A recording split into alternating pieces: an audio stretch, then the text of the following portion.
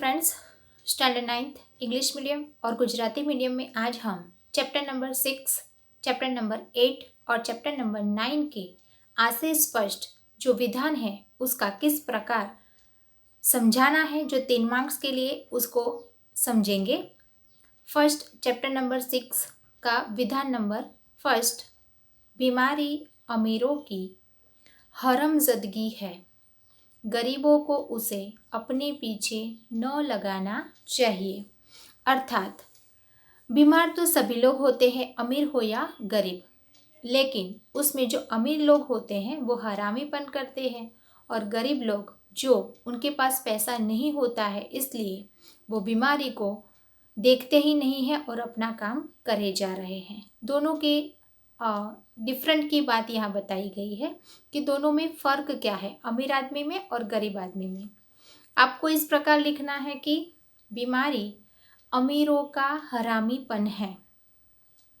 अमीर जब व्यक्ति होता है और उसको कोई बीमारी या तो वो बीमार पड़ता है तब वो हरामीपन करता है, अर्थात उनके आसपास बहुत सारे नौकर होते हैं, नौकरों के पास वो काम कराता है, खुद लेटा रहता है, ये उसका हरामीपन है।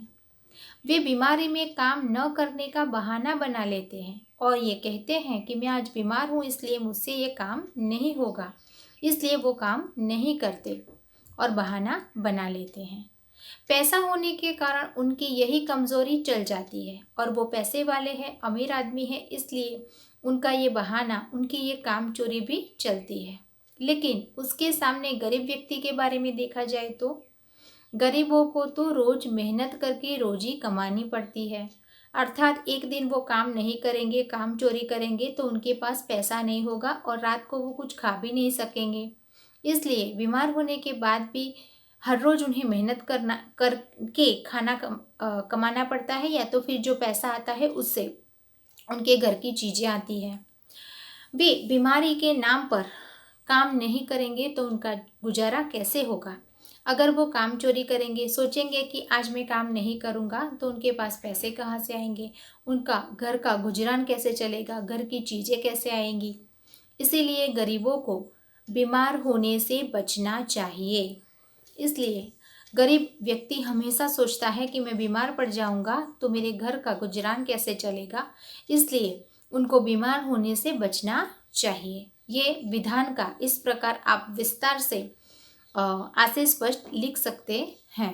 सेकंड है काम के पीछे बुखार भागे, अर्थात काम न करने वाले को मामूली बुखार भी बहुत तेज लगता है, अर्थात कि थोड़ा सा भी बुखार आ जाने पर वो ऐसा एक्ट करते हैं कि मैं बहुत बीमार हूँ, मुझसे कुछ काम नहीं होगा।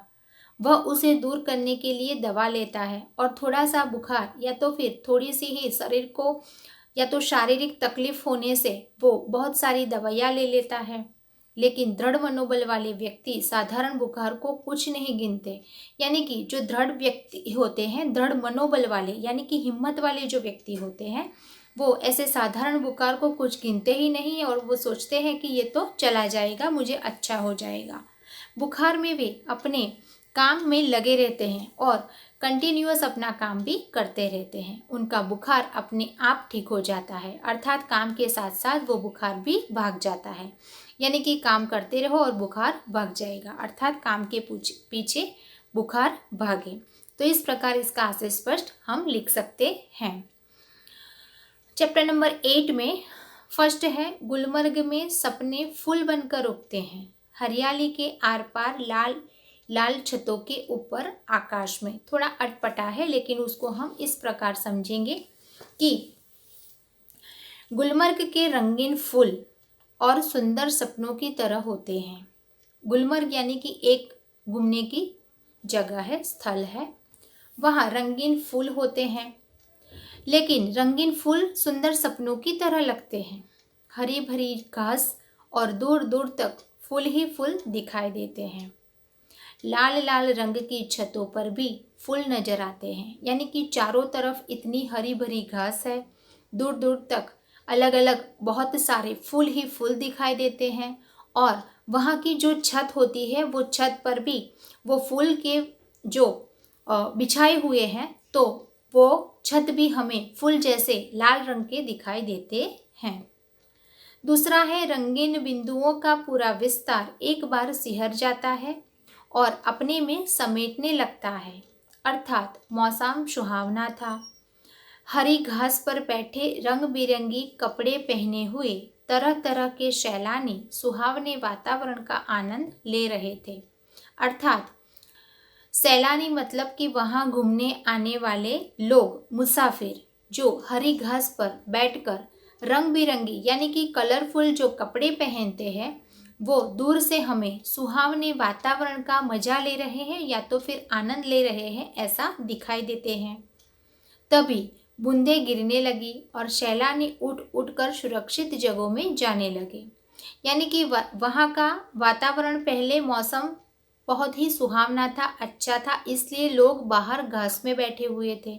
लेकिन अचानक वहाँ बूंदें गिरने लगती हैं और वहाँ से मुसाफिर उठकर सुरक्षित जगह पे आ पहुँचते हैं, यानी कि अपनी जगह से उठ जाते हैं।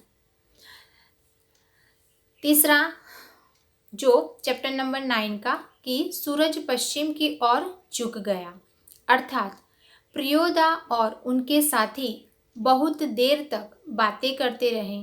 धीरे धीरे शाम होने आई और सूर्य पश्चिम दिशा में डूबने की तैयारी करने लगा।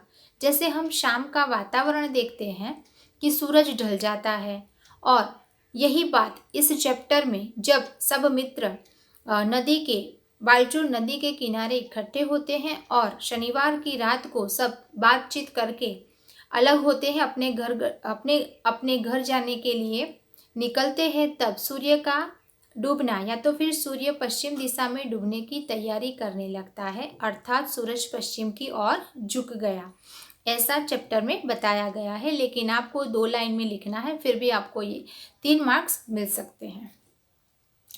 दूसरा विधान है 10 और देश का काम करने वाले तो खुद बुध होता है, उसको बुध क्या कर सकता है।